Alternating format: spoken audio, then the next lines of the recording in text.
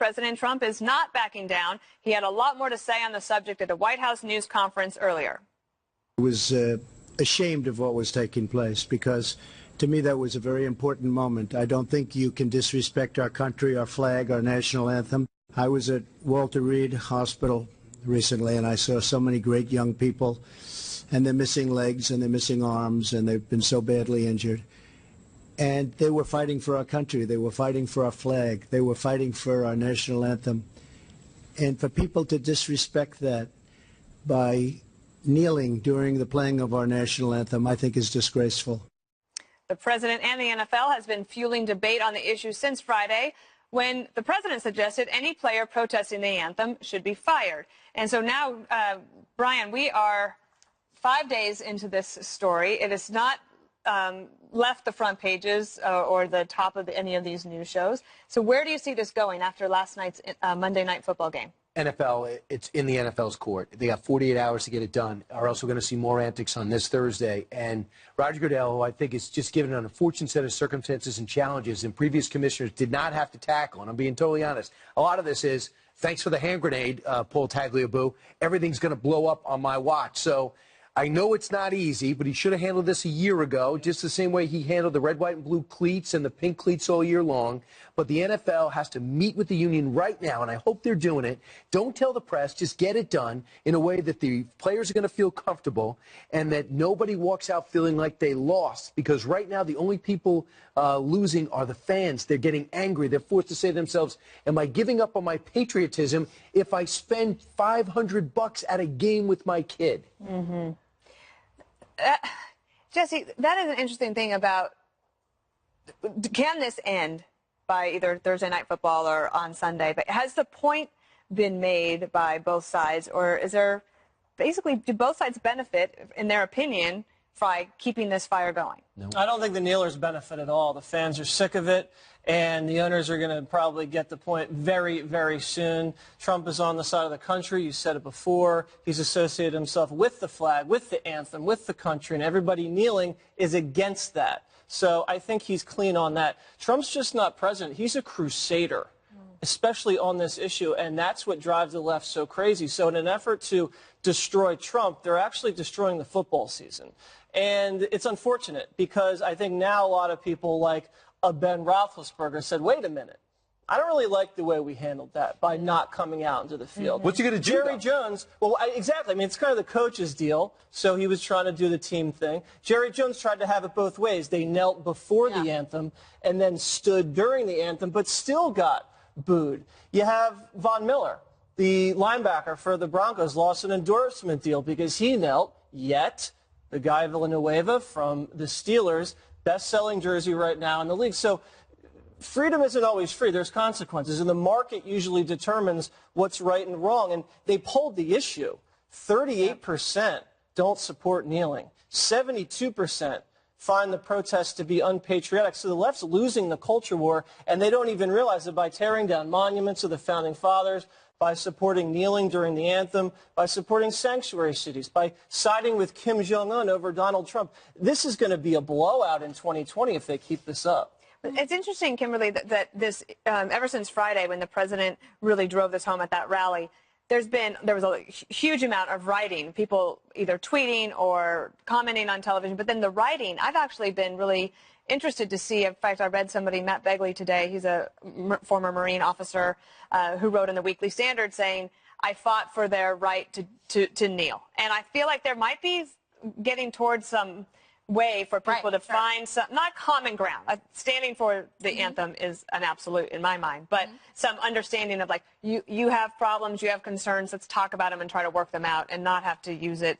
as a way to sort of protest and ruin the football season. Right. I mean, this was, you know, the issue of Colin Kaepernick, right? This was one man's idea to do this, and then all of a sudden, when you really ask all of these NFL players, you know, what is their grievance? What are they protesting?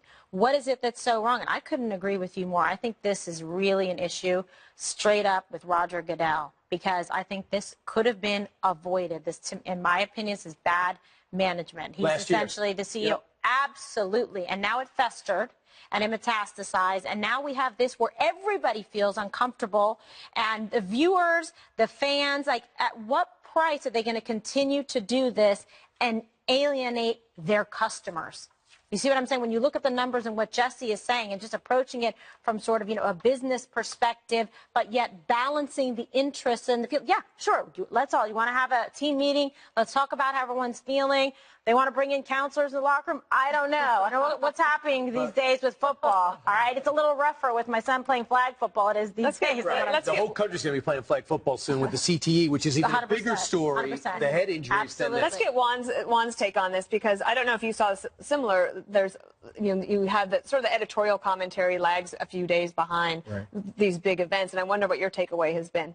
Well, I think, one, on the polling, I think most people say they're still watching the NFL, and the ratings are not down. President Trump said, oh, ratings so far. Nope, the ratings aren't down. But he might take credit for the They are down. They are not down. They were not down this past weekend. Monday Night Football was not down. Monday Night Football was strong, but all the other Sunday games were down year to year. This is a big, fake news type situation. Ratings don't lie. The second thing to say is that when you hear President Trump talk about, the flag, the national anthem, did he fight? Did he go to war? Oh, no. But secondly, that's not what the flag is about. America, as represented by the flag, is about our values, our freedoms, our right to protest, to raise our voices, to come together as an American people when we think that there is something wrong. And today, Dana mentioned this in the Weekly Standard, it was written. Anybody who doesn't know that black people have a different experience than white people with cops is living in a bubble. They are intentionally blinding themselves to reality. And when you get 70% of the NFL players who are black saying there's something wrong here and all we're trying to do is call it out, guess what? You get people like Bill Russell, the famous NBA star, taking a knee. You get someone like this. Look at this picture. This is an Army veteran, 95 years old, taking a knee in support of the NFL players. 97 years old World War II vet in Missouri. You also get people, you ask Dana, is this thing going to continue? Is it going to grow? Look at what happened in baseball. Look at the Oakland A's player taking a knee yesterday. Okay, now it seems to me these are white people taking a knee. They understand there's something bigger at stake here than the way the president all of a sudden wants to wrap himself in the flag. Like anybody who would say this, what happens when we fly the flag at half-staff, Mr. President? Isn't that a symbol? But he's right, Juan, that these are private teams. These are private teams, not a government team. You're absolutely right. So they can say, are we taking a knee here at the table? No, we're sitting in our chair. We're doing our show. There's a time and place and manner, for everything. So the point, this isn't just, okay, do whatever you want. They're playing for a team. They're signing a contract. They're getting a paycheck. Right. There's bargain for consideration. And what did their team say, Kimberly? Their team and the league said, we understand that you have a legitimate grievance and you are seeking to use your platform to make sure the country is aware. Of course, and we agree and we embrace it. They don't want to walk out. Their platform would exist outside of the football field. I mean, in their communities, in their states, a lot of professional athletes do great work and a lot of charity work, and they have platforms beyond the sidelines. I'm going to do Dana Perino, big picture. Realize we have two issues that we continue to debate at each other instead of to each other. The president sees it as patriotism. I don't think you have to join the Army or Navy or Marines to be a patriot and salute the flag. I think you agree with that. So the president thinks it's patriotism, and the fans who are upset, let's say like me, see it's about patriotism. And then the people taking a knee, the athletes taking a knee, say it's about race. So what we're trying to say is I can't even get to the race issue because you're disrespecting the flag. Right. If you found a way to get me to that race issue, I'll meet you there. But fundamentally, we're in the same family. We live in the same house. Common values. Don't comment on the house. Fix the house, but let's live in it together. And someone's saying, hey, this country isn't even good enough for me to stand and salute the national anthem. Yeah, that's sad. So it's race against patriotism. I don't think they're not mixing. No, I think you're framing the conversation in a way that benefits your side. But what's my side? I just said there's two sides. Oh, no. Because, Brian, if it's all about do I love America, there's no question I love America. This is a land of opportunity. But your symbolism says you don't. No.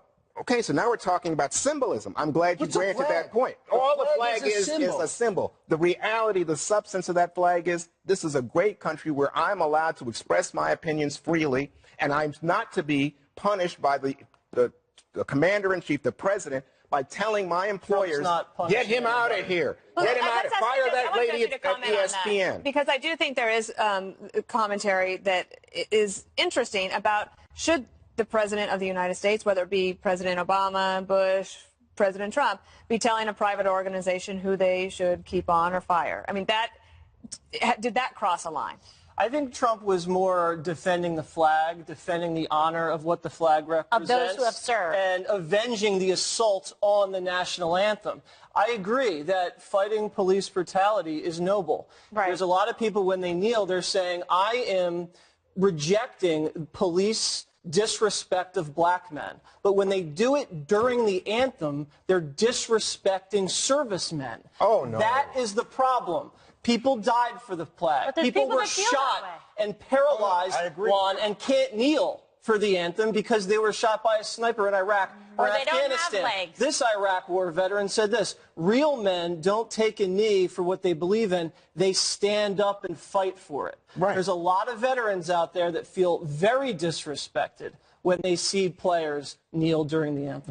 They got to remove the argument from the anthem, and then we'd have a totally different different conversation.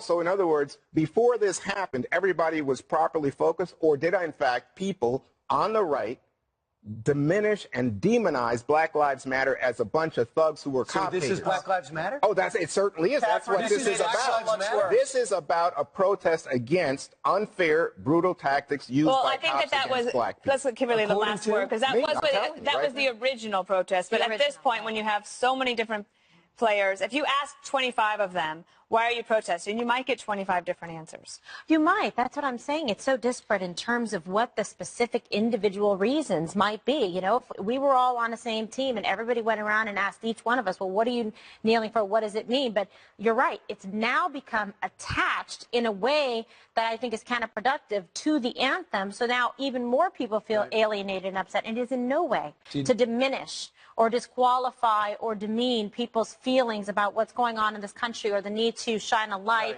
on any kind of brutality or, by the way, crime in neighborhoods or even black-on-black crime. I mean, there's a lot of things that are upsetting that we should do something about in this country. I was just with law enforcement regularly just at a major event. They have a pushback on the feeling that they have two separate laws or enforcement as it relates to color of skin. So law enforcement wants to say in this, if that's going to be the talk. I do remember this. After hosting a show with Jim Brown, he talked about in the 60s going to meet then, I think, Cassius Clay. You would know as well as me. And he said, we wanted to find out why he was not going into the draft. But before they made a comment, they went and met behind closed doors with Bill Russell, might have been Wilt Chamberlain, and Kareem Abdul-Jabbar. And they met, and they came out and they go, he sold me. This is really something that I respect. I'm going to go in, you know, I'm going to do what I'm going to do. But Muhammad Ali sold me that this is his pure thought, that I will not fight. This is against my religion. How many people sat down with Colin Kaepernick around the league? They have 6,000 players. 12 or 5 said Colin Kaepernick is on the right path. 12 up until the president spoke. That is not Muhammad Ali, I will not go to Vietnam moment. But yet now it's getting that type of tension. It certainly is, and it's going to be the cover of Sports Illustrated this week. And guess what? You see, they say the sports world united in a nation divided. So it's not as if this is going to stop, Dana. It's really interesting. It's interesting, and it's a lot deeper, I think, than maybe we all realized on Friday night. So we're going to move on. A lot of eyes are on the special Senate runoff in Alabama today. Will the president be able to pull off a win for incumbent Senator Luther Strange? Stay right there. We'll tell you. It's been a busy day in Alabama as the Senate primary runoff between Luther Strange and Roy Moore is underway. While President Trump backs his guy, Big Luther, his former top aide Steve Bannon is stumping for the other candidate, Roy Moore. Here's why. I think Roy Moore is the guy that's going to represent Donald Trump and fight the establishment. I mean, it's very simple. This election is $30 million being spent by Mitch McConnell and that crew of corrupt and incompetent politicians and consultants. The hardcore Trump people, we're not here to defy President Trump. We were here to praise and honor him. And we think the best way to do that is to send somebody to Washington, D.C. out of Alabama, the good folks of Alabama, to send somebody that's going to have Donald Trump's back. So this is very unorthodox, Kimberly, for the former White House senior advisor to leave the White House, campaign for the guy who's running against the president's hand-picked guy, but he's spinning it as, I'm doing this because I support the president. Yes, he's saying that he's out there doing this because he supports, and he's the most hardcore Trump supporter. Right. So therefore, in order to put forward the president's agenda and proposals and ideology, this is the person that he has to go with in order to effectuate that outcome. But then it really does suggest undermining the president's choice and the president's decision, because the president went with a different candidate. So if you put this man in office, Donald Trump, because you believe that he would be the best person to make the decisions, to make the choices and the calls and put forth the agenda, you would perhaps think, okay, well, maybe we should honor his choice and his selection. But that's not what's happening. So I find it fascinating. And we're going to see if anybody's living on Regret Island. We're going to find that out tomorrow. It's going to be lonely there on that island. Juan, you yesterday used a phrase, a little offensive, called Roy Moore, I think, Ayatollah Of Alabama. of Alabama. Yes. Why did you say that? Well, remember, he got in trouble because he refused to take down the Ten Commandments monument for outside of a judicial building in. People love that in Alabama. You asked me why. I'm saying that, and people well, I loved mean, it. if you believe in religious rules as opposed to, living our country under constitutional laws, that's more like an Ayatollah than a judge. That's why I said that, Jesse. But secondly, a little offensive, but I'll carry on. No, I wouldn't want to offend anyone. But I'm just saying, the second part is, then he says, I'm not trying to offend you, but the second part is, then he says, oh, the Supreme Court ruling on gay marriage, I don't think we should enforce that here in Alabama. So I guess he doesn't like the idea of living in a country of laws. So that brings us to, if Roy Moore is nominated, then does win. So Roy Moore now is Senator Moore. Is that going to be problematic if a guy like this, who's a little bit of a live wire, according to Juan and maybe some Democrats, you gave me a gets wink. into the Capitol building and has to start answering questions that could be very controversial?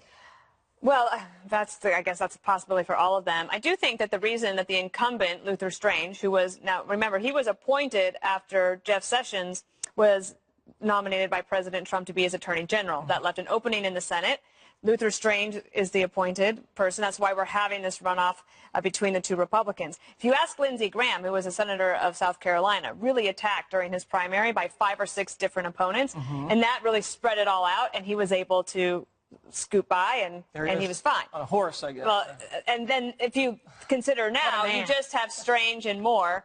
There was Mo Brooks as well. So there weren't that many people to spread it all out. Roy Moore is super popular in Alabama. I wouldn't be surprised if he is able to win tonight. But the reason incumbents are supported, like Luther Strange, is because that's how you build majorities. If you support the incumbent person. The interesting thing for me on this, and I asked Sean Hannity about it yesterday, is I can understand supporting Roy Moore for a lot of reasons, but saying that he would be more supportive of Trump's agenda than Strange would be seems strange to me, because Roy Moore, up until recently, was against the wall. He's also against Graham Cassidy. And Luther Strange has been for those things from the beginning. Interesting. And yet they think that somehow President Trump had the wool pulled over his eyes by the establishment, and therefore they're going to be able to do him a solid by getting him the real guy that he wants in there. It's very strange in Alabama. Strange and stranger. First, I'd like to apologize for Dana for not preparing for your segment, Jesse. Obviously, so we'll talk about that in the break. And number 2, it's going to be who gets the Mo Brooks votes. I get that. Number 2, I talked to somebody that used to be involved intimately with President Trump, and he believes if Moore goes through, he'll be as problematic to President Trump as Rand Paul. And that he'll be going against the tide quite often. And for President Trump to call into Rick and Bubba, who is the blowtorch in Alabama, and I'm being serious, they're awesome. Kingmakers. And he called in and he did it. He said basically, I don't even know Roy Moore. He called him Ray. Wow, that is a huge insult. And he said that Luther, he says he'll be there. He's a good guy and he's tall. So I think that he would be the guy. I'm just fascinated to see, because Luther Strange has not been leading in any poll up to date right now. He would probably go without any Democratic opponent, a substantial Democratic opponent. They say if Moore wins, look for Democrats to put $30 million into taking him out. Wow. $30 million into an Alabama Senate seat. I say liberals, pour that money in. Coming up, the parents of Otto Warmbier lash out at North Korea in their first TV interview since their son's death. They spoke exclusively with Fox News. See that next.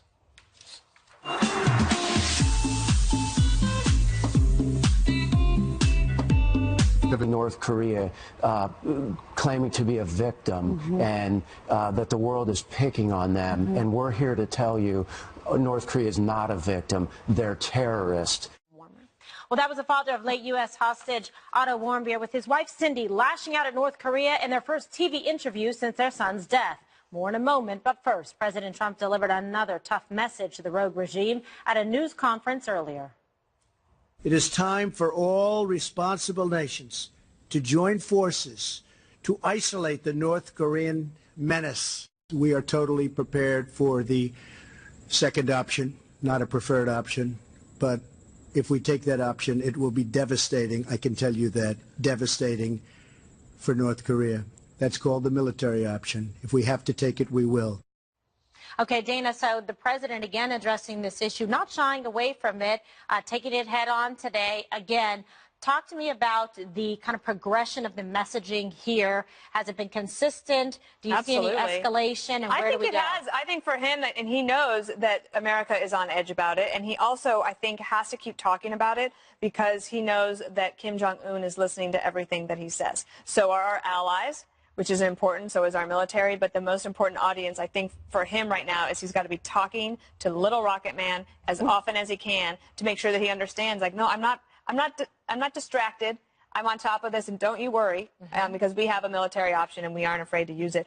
I know that makes some people uncomfortable. They think the rhetoric is getting too high, but the truth is that Rocket Man is on a path to getting a nuclear weapon if he doesn't already have that. Marrying that technology is a concern. What I'm very interested in is how in the next week and 2 weeks, President Trump figures out how to deal with the Iran issue, because by October 15th, he has to decide to certify or not that agreement under the congressional law. And whatever that decision is will make that makes a big difference for what happens in North Korea and in Iran going forward. Any educated guesses? I think that everybody, if you're very interested in this, you should look at the speech that Nikki Haley gave. She's a UN ambassador. She gave a speech at the American Enterprise Institute laying out how President Trump could actually certify but tell Congress, you have to decide on the sanctions piece and put it back in Congress's court. I think you should post every day for, your recommended read. One little, concise article. And then Jesse can roll his eyes. But exactly. No, Dana, she would charge for it, so it's all going to cost us eventually. A little bit later, I'll find out whose pen this is, but it feels right in my hand. Okay. So the Warmbiers sat right behind you today, talked to Ainsley, and I talked to him after, and they just told in a very calculated way, trying to hold back their emotions, what it was like to see your kid, not in a coma, but blind, deaf, with the bottom of his teeth were pulled out and put back in different places, with his foot cut open, clearly tortured. So that's how much this kid was beaten. And I think it's so important for people to understand what we're up against. And that's an American. Can you imagine what he's doing to his own people? Well, and for those people who want to say the President of the United States, for one thing, that gets to the President more than anything else. Syria, when he saw the kids, when he found out the details of this from Tillerson and company, that gets to him more than anything else. And I'd like to add one more thing. If you look at the fact that the president puts out a list with North Korea on it, people say, North Korea and terror? What, are you kidding? That's why Mr. Warmbier came out and said, of course, they terrorized my son. They're terrorizing their own people, and they're getting away with it. And that's the message of today. That's what we're up against. It's easy to turn away and say those crazy, that crazy hermit kingdom, but we're going to be embarrassed for our generation when we take the cover off that country and we see the torture that was happening. And we let it happen. Well, that's the problem. And you know what? You don't want to forget about things like this. It's real every day when the Warmbiers wake up in the morning, when they go to bed at night. He took a poster down. Yeah, they actually know the savagery of this nation of North Korea and what they have and what they're capable of, what they're doing to their own people and what they're threatening to do to us. So at a certain point, you got to deal with it, Jesse. And the president is actually, to his credit, saying, I will deal with it. I'm not going to pass the buck to the next administration. It's too serious. And that was just heartbreaking, the things you just described. It's crimes against humanity, I believe, and it's not just the Otto situation. I just read something about he goes and picks out schoolgirls in school that are beautiful and then brings them back. He's a serial rapist, this guy. He poisons dissidents, starves his own people. He fed his uncle to dogs. So I think right now the president's trying to rally the country, not just around the fact that they're a security threat, they're a threat to all humanity. When the left, and they've been doing this pretty effectively, they almost put Kim and Donald on the same plane. And that serves to diminish and trivialize the threat, and it turns Lil' Kim from a bully into a victim. And Chelsea Handler said, oh, I wish we could trade leaders. And then Touré the other day was saying, oh, I think that Lil' Kim was right in saying that President Trump's rhetoric was over the line. So nice. ABC Terry Moran, we heard him say that President Trump's threats constituted crimes against humanity. Whoopi says both people are very unstable. That has to stop right now, because I think that does a lot of damage to the United States' credibility. Well, I think I'm interested in this conversation because it sounds like you guys are just saying, oh, it's okay for President Trump, given the horrors perpetrated by Kim Jong-un, to do anything. Like, we need to just rally and support the president no matter what. And I just have to stop and say, wait a second. I mean, don't forget, we've heard from Steve Bannon when he was at the White House. We've heard from McMaster, and we've heard from Mathis at the Pentagon, that any kind of military effort is going to have tremendous loss of life connected to it because of the proximity of South Korea, Japan. This is going to, and our own troops are there. So you have to stop and think about this. And don't doubt for a second, President Trump's rhetoric suggests that he says, if required, and I don't know if this means preemptory action, he's willing to totally destroy North Korea. This has not engendered support for us. Jesse, to your point, it's made people around the world start to think, wait a second, what is Trump doing? Why is he talking like that? So it's actually the opposite of that one. After he said that, the Chinese banks slapped major sanctions on North Korean financial institutions. You heard from the Chinese South Koreans and the Japanese leaders said you heard from the Chinese last the president's given have been very strong and very effective. What the Chinese said was restraint is necessary. What the Russians said, this is spiraling out of control. We need diplomacy, not But we're doing that. We had diplomacy over the last couple of decades, and now they're on the cusp of nuclearizing. The Russians did great diplomacy with Georgia and Ukraine. They are great. Yeah, I don't think we need to we don't need to listen. We're going to get it back soon. Listen to them. Okay, well, thoughtful deliberation and diplomacy, and then military strength if needed. That's what's happening. President Trump addresses the growing humanitarian crisis in Puerto Rico next on The Five. Welcome back to The Five. The devastation across Puerto Rico from Hurricane Maria, it's just heartbreaking. The Trump administration working to ease the humanitarian crisis. The president explained how, and he announced an upcoming visit to the island. I'd like to take a moment to send America's hearts and prayers to the people of Puerto Rico and the U.S. Virgin Islands. I have directed all relevant departments and agencies to assist in the response and recovery effort. I will be going to Puerto Rico on Tuesday. Our nation has been tested by the destructive force of Mother Nature, but we will respond to it with an even mightier force, the resolve of the American spirit. Kimberly, this is an interesting story because the island is devastated. They're looking to the U.S. to help, and of course they keep reminding people that the citizens of Puerto Rico are U.S. citizens. Yes, they're American. And then the comparison comes in, oh, are we getting less than the kind of support and aid that went to Texas and Florida? Well, okay, maybe that's fair questions, right? We never are not going to be damaged by a healthy discussion and evaluation to say, okay, where are we spending the funds? We want to make sure that it's equitable. I think that's fair. And this is a place that's suffering tremendously in terms of the devastation at the ports. Roads need to be repaired. Ports rebuilt so they can actually get in the right amount of help and supplies and resources that are necessary. I talked about on the show the other night. Dr. Manny is down there now doing a tremendous job and working with the hospitals and the doctors and nurses. So many of those talented professionals had moved elsewhere during the economic time, the crises with Puerto Rico. So they were already in a financial state of instability, then hit by a brutal blow by Mother Nature. It couldn't be, more of a disaster for them. So I'm really happy the president is paying attention and that he is letting the world know that he's going to, focus eyes, attention, and resources on Puerto Rico, and by actually, going there to help these people. And Geraldo is there as well. Jesse, this morning, though, the president was tweeting, wait a second, Puerto Rico has a broken infrastructure, massive debt.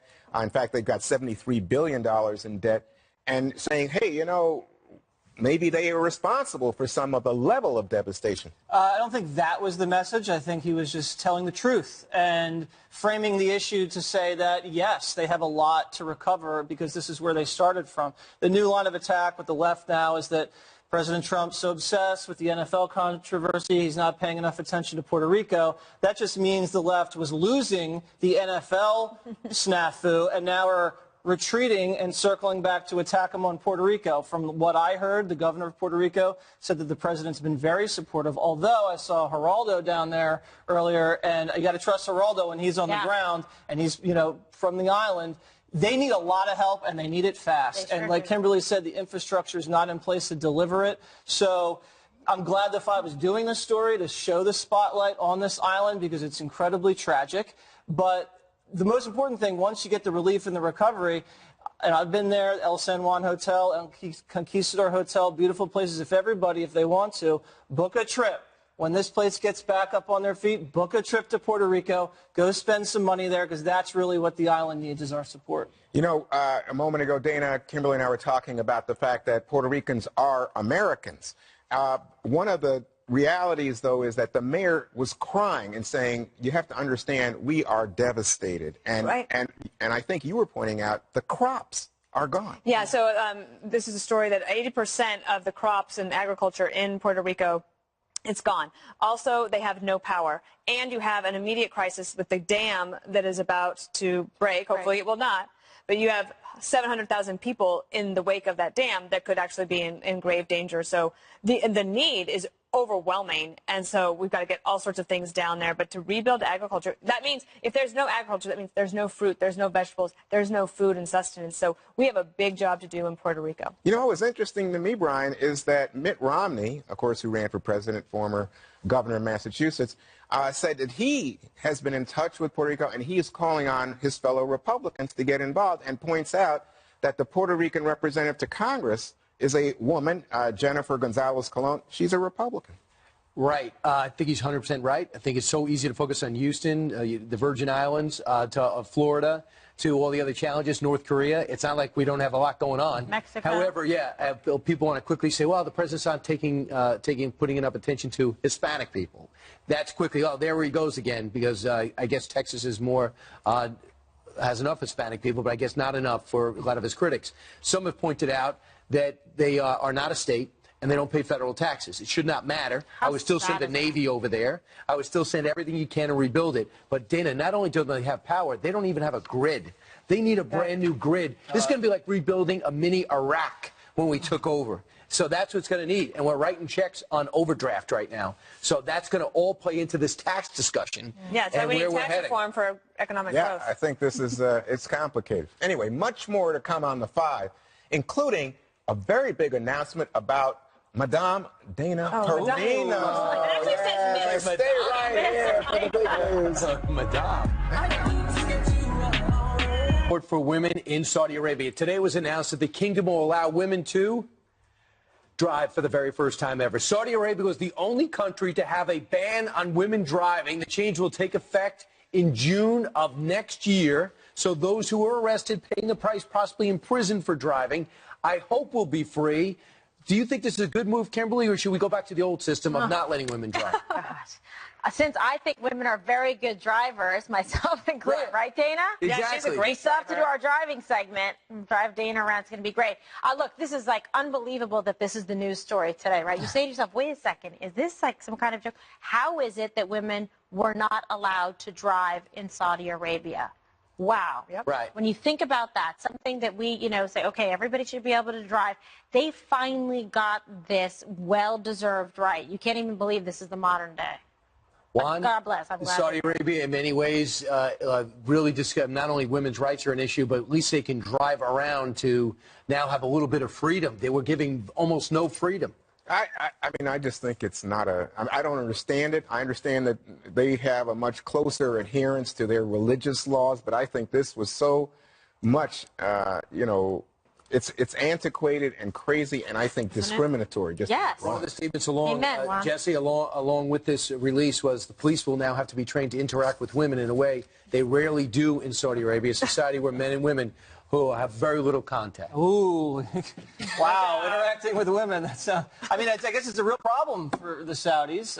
Who's going to train the police to interact with women? It's so ridiculous. Should we send you? I can't even believe it. No, please don't send me. Jesse's busy. Because we get so much oil from this country, we don't always exert the full leverage that we could. This is finally something that's happening that's been progress, and I applaud them, even though it took a couple hundred years. Women will be taking less cabs. It could hurt the economy. Actually, I'm going to argue the other way around. And that is, I remember Condi Rice. You're against women driving? No, okay.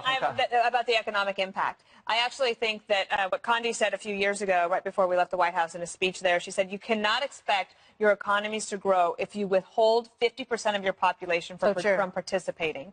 And so this actually makes a lot of sense. The new leader of Saudi Arabia is trying to do some modernization. This actually doesn't take effect until June of 2018. Right. But it's certainly a big step forward. And I do think that Dina Powell, the National Security Council, and I don't know for sure, but I imagine that Ivanka Trump weighed in behind the scenes to try to make this happen. And the relations with this administration in Saudi Arabia are extremely good. I would just add this, in all seriousness, there's women in jail right now because they tried to drive. Yep. They protested about it. You have to let them out. One more thing is next.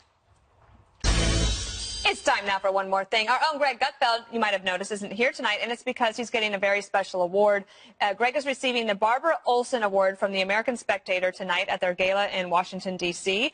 Barbara Olson was an American commentator. She passed away on September 11th. She was a passenger on American Airlines Flight 77, which flew into the Pentagon. She was a real hero because she called her husband to tell him. That's how we have a lot of the information that we have. She was a hero, and Greg is much deserving of this award. The American Spectator itself turns 50 years old this month, so that means that Greg is older than the American Spectator. Low blow. All right, well, we have a very special announcement today on The Five. Incredibly proud of one of our own who represents us so well every day, and now she's going to continue to represent the channel in a phenomenal way with a very special show, because Dana is going to daytime with the Daily Briefing, and that's weekdays every day at 2 p.m. Eastern. But don't cry, Five fans, because she's also going to be here at this table every night. And Dana, we just want to say you've done such an incredible job here, and unbelievable. We're so proud of you. God bless you. And you've been on that show at 2 o'clock before, and you were fabulous. I'm really excited for it, but I also recognize that without the Five, there would be no 2 o'clock show. You're welcome. Thank you. This is great. Thank you, Jesse. Dana will join her Can't colleagues. wait to have you on. Harris Faulkner is going to anchor a new program at 1 p.m., Outnumbered Overtime. And Sandra Smith is going to be with our very own Bill Hemmer at 9. So what a great announcement, and, you know, just showing you the future of the Fox News Channel. Thank you, enjoy Katie. it on Monday. Thank you. Oh, I don't like to talk about myself. Okay, but Juan is next. So he's. Oh, so, you know, I don't usually support the Trump administration, but I'm a fair-minded person, so I like to give credit where credit's due. Ivanka Trump, you know, senior advisor to her dad in the White House, is spearheading an effort that's very close to my heart. It's a move to expand STEM programs, that's, you know, science, technology, engineering, and math, in American schools. The president directed the Department of Education to invest $200 million in grant money to the program, the private sector kicking in another $300 million. And today, Ivanka Trump was promoting the effort in the Detroit public schools. So, you know what? Hats off. That was good work, Trump administration. And she's taking a coding class herself. Is that right? With her daughter. Okay. No, I could never do that. No, I could do the 2 o'clock. No, I can't code. Jesse, you're next. All right, I'd like to welcome my parents back from Africa. They just returned from a safari. They were in East Africa, in Tanzania, and in the north and western Serengeti. Beautiful. They were there, visited a Maasai family. They were in the Rift Valley Children's Village and saw a lot of great people and a lot of great animals. So they got back, and they are home today. So welcome back, Mom and Dad. You know what, Jesse? About that trip. I lived there once. You did? Yeah, and hung out with the Maasai young men. Boy, they know I was an American. What an incredible trip. So happy for you. I know. Yeah, I want to they had a talk great to them about it. That's a great trip. Brian thinks he has the best one more thing. I did until your announcement, and of course the vacation. This has been great. All right, so there is one new sitcom, traditional sitcom, that's captured the world's attention, and certainly mine. My body double, Kevin James, is starring in Kevin Can Wait. He brought it back to Long Island. He brought me behind the scenes, and I saw the magic of his comedy. And you know, he's one of the funniest people, most successful in the business. But they have a problem. They wanted to bring Leah Remini back, and they had to get rid of his wife. So in a sitcom, how do you get rid of the woman and keep people laughing? That is Erin Hayes. Last night, we found out in season 1. Watch. You gotta be kidding me, not again. What is it? It's from your mom's gym. It's a postcard. I haven't seen you. We miss you.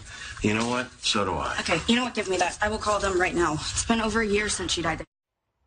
You can't kill off somebody like that in a comedy. That is not the way you kill off somebody in a comedy. Kevin James, you're a genius. Here's what you do. I'll go bring it back. You don't acknowledge it. Just put the new person in. Like, for example, on Bewitched. We never asked who the new Darren was. We accepted the new Darren. You remember the Fresh Prince of Bel-Air? Yes. There were two Aunt Vivians. And we Ryan thought accepted that was the two Aunt best Vivians. one more thing. That was fantastic. Check your DVRs. Never know. I'll see you at 10 p.m. tonight. You didn't like that? Up next. You didn't like that?